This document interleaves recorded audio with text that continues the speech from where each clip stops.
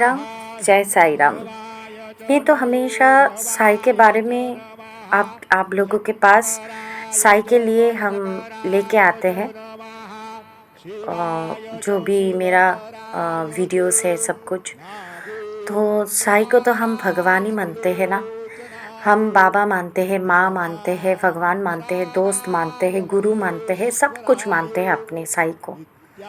तो आज थोड़ा अलग सा एक विषय लेके मैं आई हूँ आपको बताने के लिए, क्योंकि ये मेरे मन में आया कि आप लोगों से भी शेयर करो। जब मैं ध्यान करती हूँ तब मेरे आँखों से पता नहीं क्यों आंसू आता है, या फिर जब मंदिर में जाती हूँ, कोई भी मंदिरों में शिव जी का भक्त हूँ मैं बोलूँगी। साई को तो मैं छोड़ ही देती हूँ। साई के समाधि मंदिर में मुझे पता नहीं क्या होता है। वैसे बाबा पसंद नहीं करते हैं बिल्कुल भी रोना, जब उनकी दरबार में कोई भी भक्त शामिल हो जाए बाबा बिल्कुल भी पसंद नहीं करते हैं। पर मैं अपने आप को रोक नहीं पाती हूँ। जब भी प्यारा सा सूरत देखती हूँ समाधि मंदिर में बाबा की, तब जैसे उनकी मुझे मुझे ऐसा लगता है कि सारी दुनिया एक तरफ, मेरी बाबा एक तरफ। मतलब मुझे दुनिया की कोई भी खुशी नहीं चाहिए, मुझे बस बाबा की उस गोदी में सर रख के सोना है और उनकी हाथ मेरे माथे पे बाबा ने दे के रखा है।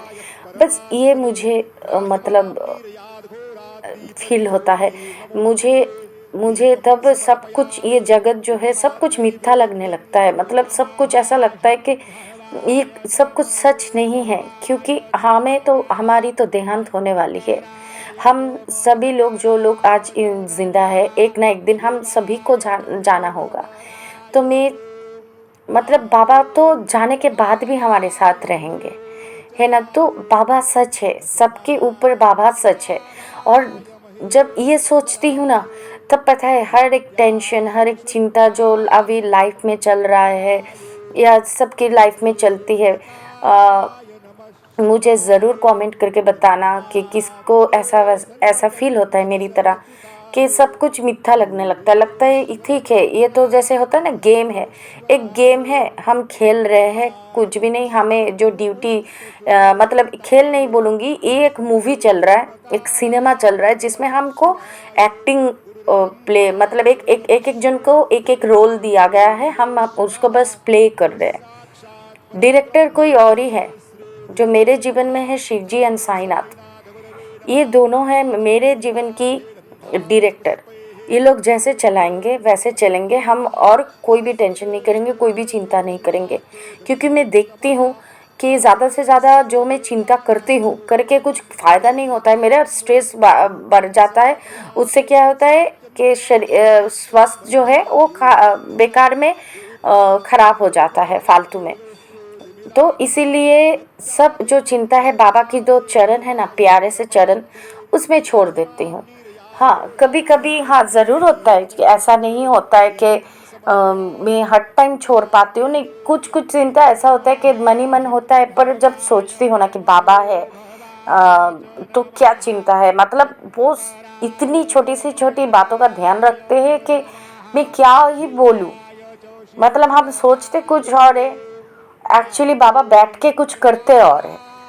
तो ये है चीज़। तो मैं मन ही मन सोचती हूँ कि हम क्यों रोते हैं, क्यों इतना, क्या कनेक्शन है साई के साथ। मतलब हम क्यों क्यों इतना रोना आता है, हम क्यों रोते हैं बाबा के समाधि मंदिर में जाए या फिर बाबा के सामने घर में पूजा करते वक्त, क्यों आंखों से ऐसे ही मतलब रोते रहते हैं, आंखों से आंसू गिरते रहते हैं, क्यों, क्या कनेक्शन क्या है। भक्ति तो है, श्रद्धा तो है, सब कुछ है, पर हम रोते क्यों है। मुझे लगता है कि आपका भी क्वेश्चन ऐसा आता होगा जब आप साई से मिलते हैं कि हमें रोना क्यों आता है, मतलब क्यों, कोई तो रीज़न होगा। हम क्या पागल है, मैं ऐसे ही रोते हैं। भक्ति में हम रोते हैं, मुझे ये पता है, भक्ति में हम रोते हैं, ये तो पता है। हाँ, पर हम सिर्फ ऐसे तो देखिए, सभी का कोई ना कोई जो है इष्ट देवता होते हैं। पर मेरे घर में इष्ट देवता बोल के ऐसा कुछ है नहीं। हमारे घर में सभी को मानते हैं। तो मुझे रोना आता है एक तो शिव जी के सामने और साईं के सामने। तो पता है इष्ट देवता कौन होते हैं? आपको जो आपकी एंजल्स है, पता है। मतलब आपकी जब देहांत हो जाएगी, जब आपकी सोल अपनी इस फिजिकल बॉडी को छोड़ के परमात्मा से मिलने के लिए निकल जाएगी, तब जो लोग आपको रास्ता दिखा के लेके जाएंगे, इतना बहुत दूर की यात्रा है ये। मैंने बहुत रिसर्च की है, रिसर्च करके मुझे पता चला है कि वो आफ्टर डेथ जो है बहुत बड़ी लंबी यात्रा होती है। हाँ, जो लोग भगवान के नाम करते हैं उनको थोड़ी कम यात्रा करना पड़ता है। जो कभी भगवान को पूछते नहीं, सोचते कि हम अकेले ही सब कुछ करेंगे, भगवान बोल के कुछ है नहीं। जो लोग नास्तिक होते हैं, जो लोग भगवान को नहीं मानते, मतलब नेगेटिव एनर्जी को भी नहीं मानते, पॉजिटिव एनर्जी को भी नहीं मानते, मैं उनको दोष नहीं दूंगी, बस वो लोग नहीं मानते, ये अपनी अपनी चॉइस है।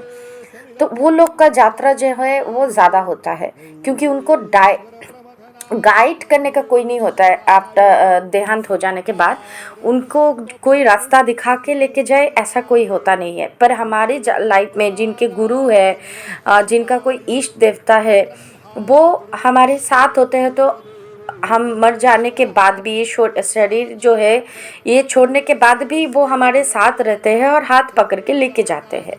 पहले मैं मरने से बहुत डरती थी। मुझे ऐसा मतलब बचपन से है कि ठीक है, मतलब एक इंसान चला गया है, ठीक है, तो मुझे बहुत डर लगता था अब क्या होगा। क्योंकि बचपन से हम भूत वगैरह बहुत कुछ ऐसे जब छोटे होते हैं ऐसे होता है ना कि बहुत सारे कुछ हमें बोला जाता है कि भूत आ जाएगा, चुड़ैल आ जाएगी, सो जाओ, खा लो, ऐसा करके बहुत डराते थे पेरेंट्स और सभी रिलेटिव्स जो बड़े होते हैं, डराते, डर डर के हम खा लेते थे, सो जाते थे, ऐसा करते थे। तो वैसे मुझे जब भी कोई किसी का देहांत होता था, डर लगता था कि क्या हो जाएगा, पता नहीं कहाँ दिख जाएगा भूत बन के, ऐसा होता था फील।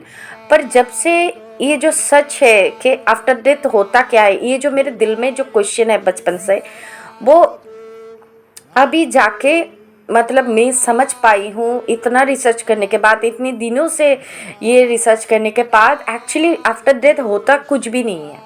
मतलब एक सोल होता है जो एक्चुअली जन्म, मतलब होता है ना कि 81 जन्म, मतलब 81 बर्थ आपको जोनी बोलते हैं उसको। 81 times you have to born. मतलब वो कोई किसी भी एनिमल हो सकता है, कोई भी इंसान हो सकता है, कोई भी, मतलब जो भी हम देख पा रहे हैं कि जीवित जो भी है पदार्थ, सब में कुछ ना कुछ हम उसमें हम किसी भी जोनी में जन्म ले सकते हैं। पर हमें यही जो होता है कि हमें याद नहीं रहता, याद नहीं रहता, यही होता है।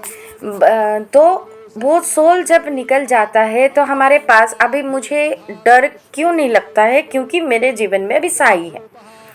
तो डरने की कोई बात है ही नहीं। बस भगवान का नाम जो लोग लेते हैं, जो लोग भगवान को पूजते हैं, चाहे कोई भी भगवान हो, कोई भी धर्म हो, उन लोगों को डरने की कोई ज़रूरत ही नहीं है। अगर वो लोग ही भगवान को पूज पाते हैं या भगवान की अर्चना वंदना कर पाते हैं, जिनके सोल्स बहुत ही अच्छे होते हैं, मतलब जो प्योर सोल्स होते हैं। ऐसा नहीं, मैं ऐसा नहीं बोलूँगी कि क्राइम करके भी बहुत लोग ऐसे हैं कि भगवान के नाम लेते हैं, वो सोल्स अच्छे नहीं है, पर वो क्या कर रहे हैं, वो पाप तो कर ही रहे हैं, पर वो भगवान के नाम भी ले रहे हैं।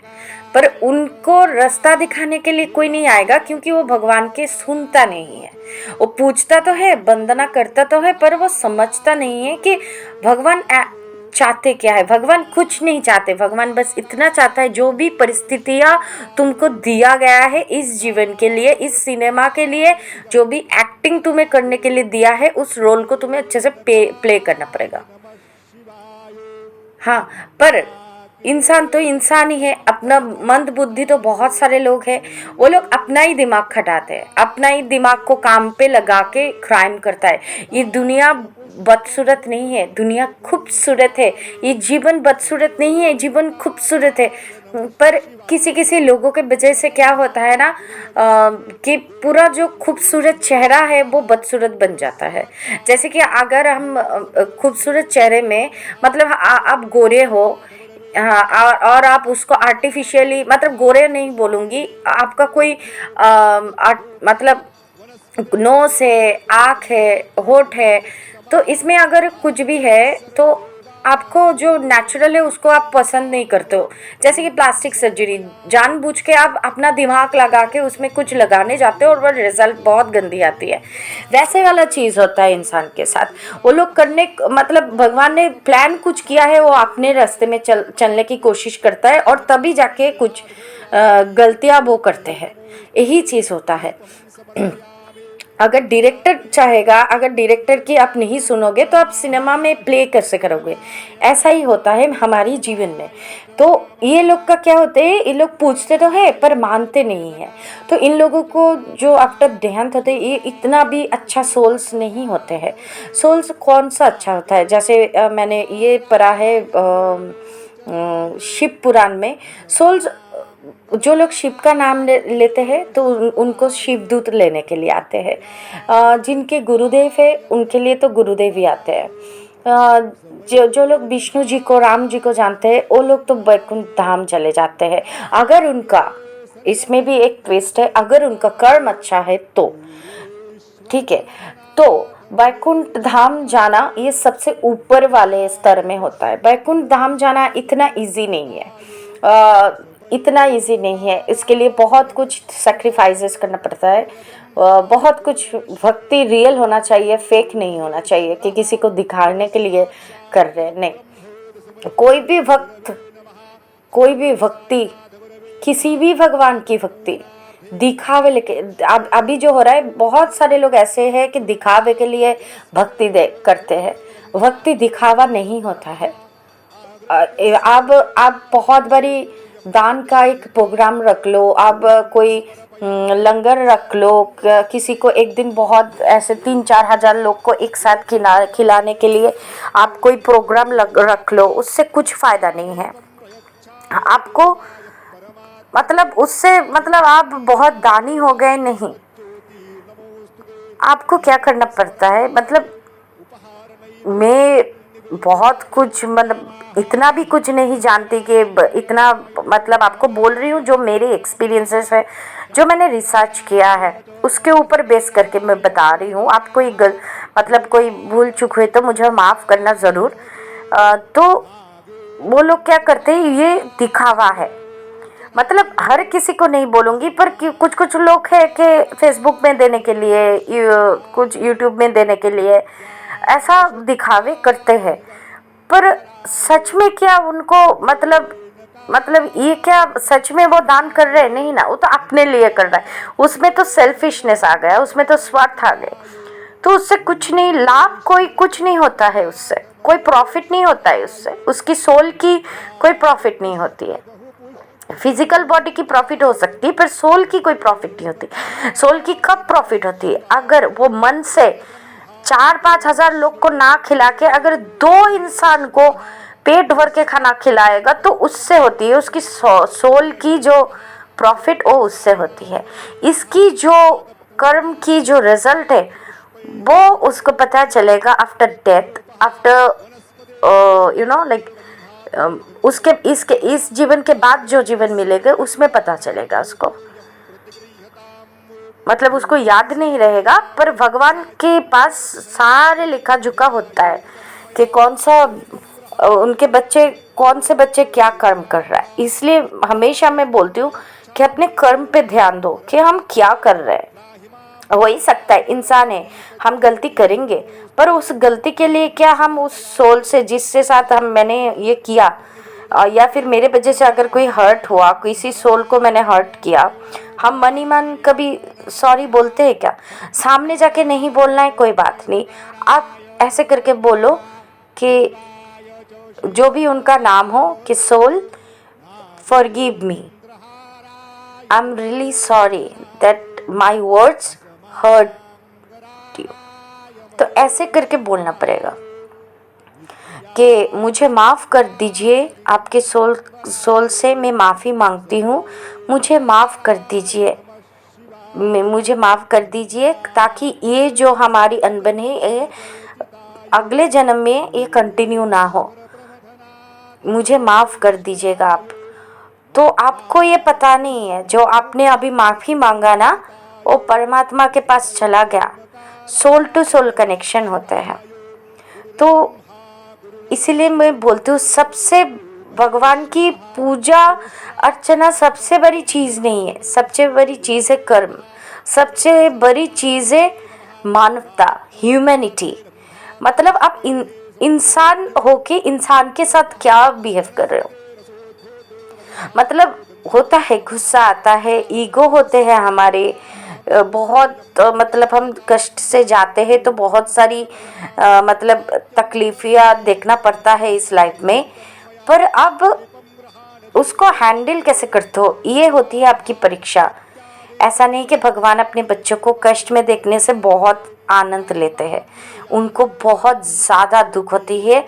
साईं ने खुद कहा है कि मेरे बच्चों को कष्ट में मैं देख नहीं सकता, उससे ज़्यादा कष्ट मुझे पहुंचता है अगर तुम रोते हो तो यही बात है। हर भगवान की ऐसे ही फील होता होगा कि मेरे बच्चे रो रहे हैं, पर ये तो उनका कर्म है, मैं क्या करूं।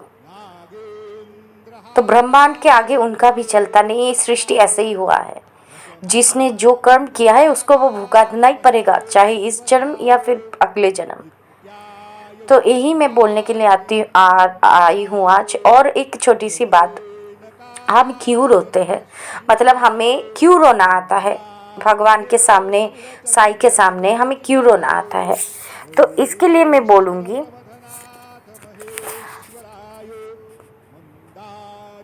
शताकारं भुजंगशयनं पद्ममानं सुरेशं विश्वधारं गगनसदृशं मेघवर्णं शुभांगं लक्ष्मीकान्तं कमलनयनं योगिविद्यर्णगम्यं वन्दे विष्णुभवभयहरणं सर्वलोकनाथं। भगवान विष्णु को समर्पित इस मंत्र में उनके स्वरूप की स्तुति की जाई है। भगवान के स्वरूप को देखकर भक्त भाव विवल होके उठते हैं। हाथों में शंख चक्र और गदा लिए भगवान विष्णु के दिव्य स्वरूप को देखकर भक्तों की आंखों में आंसू आ जाते हैं। लोग ये भूल जाते हैं कि वे भगवान से क्या मांगना चाहते हैं। ऐसे अपनी प्राचीन काल में तपस्या कर रहे कोई भक्त की कहानी सुनी होगी। आजकल लोग जंगलों में जाकर तपस्या तो नहीं करते, लेकिन इतना ज़रूर है कि घरों में भगवान की पूजा की जाती है। मंदिरों में जाकर लोग माथा टेकते हैं, लेकिन क्या कभी आपने ऐसा देखा है कि मंदिर जाते ही लोग भगवान को प्रणाम करते हैं और फिर उनके आंखों से अश्रुधारा बहने लगती है। इसमें क्या कभी आपने सोचा है कि भगवान के सामने आखिर आंसू आंखों में बह क्यों जाती है और रोने से क्या होता है? दरअसल जब शुद्ध मन से भगवान की दिव्य स्वरूप का ध्यान करते हैं और उनका स्वरूप आपकी बंद आँखों के सामने होता है, तो उनके अद्भुत स्वरूप को देखकर भाव विभोर हो जाना भी आँखों से आंसू आने की एक कारण हो सकता है। इसके अलावा अगर आपके जीवन में कोई ऐसा कष्ट आता है, आपको ऐसा लगने लगता है कि किसी भी तरह से इस कष्ट से मुक्ति मिले, तो आप भगवान को याद करते रहते हैं। आपका भगवान पर विश्वास इतना अटूट होता है कि आप किसी भी संकट के समय अपने माता पिता की तरह उन्हें याद करते रहते हैं। आपको उनसे ये उम्मीद होती है कि संकट काल में कोई मार्ग सुझाएंगे, चाहे वो किसी भी रूप में आए। साथ है साथ ही साथ ये भी कहा जाता है कि मंदिर के गर्भगृह में संचित ऊर्जा के सामने जब भी कोई व्यक्ति बैठता है तो उनके अंदर की जो नेगेटिव एनर्जी है वो बाहर आने लगती है और संकट काल में वे रोने लगते हैं। इससे भगवान की कृपा उस पर बनी रहती है। भगवान वैसे भी संकट काल में अपने भक्तों की रक्षा के लिए नंगे पैर दौड़े चले आते हैं। तो श्रद्धा भक्ति से याद करने पर तो भगवान भक्त की कष्ट जरूर हर लेते हैं। साथ ही साथ ये कहा जाता है कि भगवान के सामने रोने वाला संसार के सामने कभी नहीं रोता। ओम साई राम, जय साई राम। आज के लिए इतना ही।